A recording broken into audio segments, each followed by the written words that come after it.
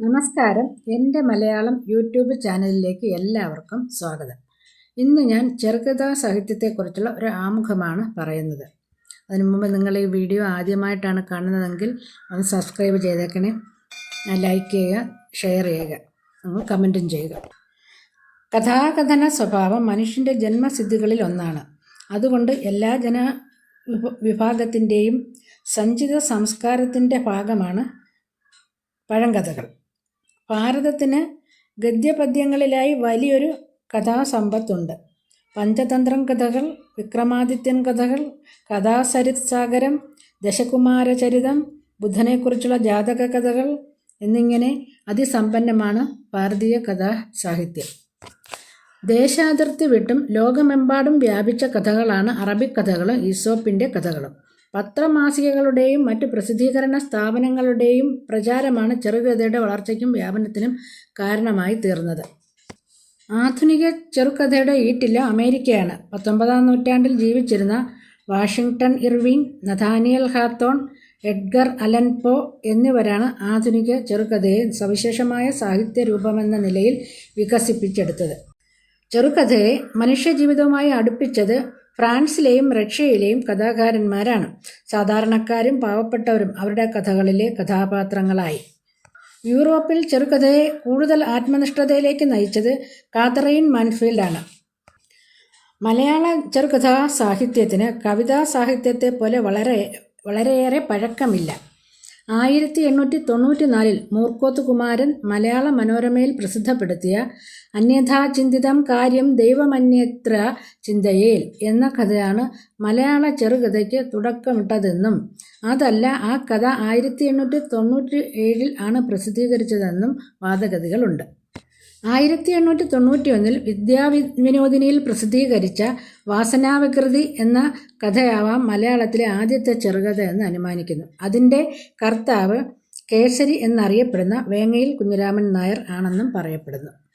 മലയാള ചെറുകഥാ സാഹിത്യത്തെ ഒന്നാം ഘട്ടം, രണ്ടാം ഘട്ടം എന്നിങ്ങനെ വിഭജിക്കാം. 1891 മുതൽ 1930 വരെയുള്ള കാലഘട്ടത്തെ മലയാള ചെറുകഥയുടെ പ്രാഥമിക ഘട്ടമെന്ന് വിളിക്കാം.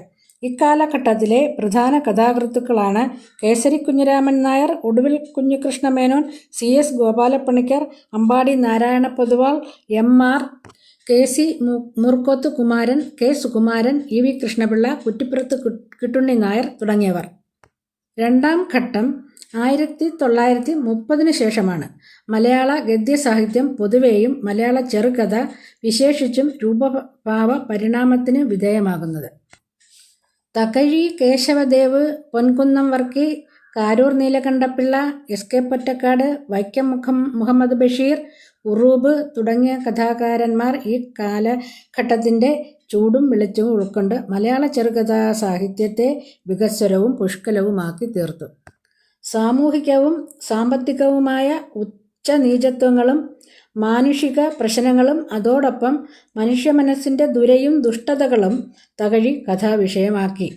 എന്നാൽ തകഴിയുടെ ലോകം കുട്ടനാടും അവിടുത്തെ കർഷകരുമായിരുന്നെങ്കിൽ കേശവദേവിൻ്റെ ലോകം തൊഴിലാളികളായിരുന്നു.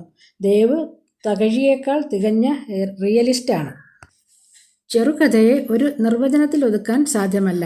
ചെറിയ കഥ ചെറുകഥ എന്ന അർത്ഥത്തിൽ രൂപം കൊണ്ട് നോവലിൽ നിന്നും വ്യത്യസ്തമായി നിൽക്കുന്നു എന്ന് പറയാനും പറ്റില്ല. നോവലിൻ്റെ രൂപത്തിൽ എഴുതിയിരിക്കുന്ന ചെറുകഥകളും ഉണ്ട്. ചെറുകഥ രൂപം കൊണ്ടല്ല, ഉള്ളടക്കത്തിൻ്റെ സ്വഭാവം കൊണ്ടാണ് നോവലിൽ നിന്നും വേർതിരിയുന്നത്. തീവ്രമായ വ്യക്തി അവബോധമാണ് ആധുനിക ചെറുകഥയുടെ രൂപഭാവങ്ങളെ നിർണ്ണയിക്കുന്ന പ്രധാന ഘടകം എന്ന് പറയാം. അതുകൊണ്ട് ചെറുകഥയ്ക്ക് കവിതയുടെ രൂപഭാവങ്ങളോട് സമാനതയുണ്ട്. 1950 ശേഷമാണ് മലയാള ചെറുകഥ രൂപഭാവങ്ങളിൽ പുതിയൊരു അവബോധത്തിലേക്ക് പ്രവേശിക്കുന്നത്. T Padmanabhan, MT Vasudevan Nair, Madhavikutty, KT Muhammad, Malayattoor Ramakrishnan, NP Muhammad, Nandanar, Kovilan തുടങ്ങിയ എഴുത്തുകാരാണ് മലയാള ചെറുകഥയുടെ രൂപശില്പത്തെ തികച്ചും ആധുനികമാക്കി തീർത്തത്. നവീനകാതികന്മാർക്ക് മോഹങ്ങളോ സ്വപ്നങ്ങളോ ഇല്ല. അതുകൊണ്ട് മോഹഭംഗത്തിൻ്റെയും വിഷാദത്തിൻ്റെയും പ്രശ്നവുമില്ല. രാഷ്ട്രീയവും സാമൂഹികവുമായ സാൻമാർഗിക മൂല്യങ്ങളിലും വ്യക്തി ജീവിതത്തിൻ്റെ പരിശുദ്ധിയിലും വിശ്വാസമില്ലാത്ത അവിശ്വാസികളുടെ കഥയാണ് കാക്കനാടൻ മുകുന്ദൻ, സേതു, പൂനത്തിൽ കുഞ്ഞബ്ദുള്ള തുടങ്ങിയവർ പറയുന്നത്. സമകാലിക സാഹിത്യത്തിലും ധാരാളം ചെറുകഥകൾ രൂപപ്പെട്ടിട്ടുണ്ട്. ചെറുകഥാ സാഹിത്യത്തിൽ നമ്മുടെ ഒരു ചെറു വിവരണമാണ് ഞാൻ ഇവിടെ പറഞ്ഞത്. ഈ വീഡിയോ നിങ്ങൾക്ക് ഇഷ്ടപ്പെട്ടുവെങ്കിൽ നിങ്ങളുടെ അഭിപ്രായം എന്തായാലും കമൻറ്റ് ചെയ്യണേ.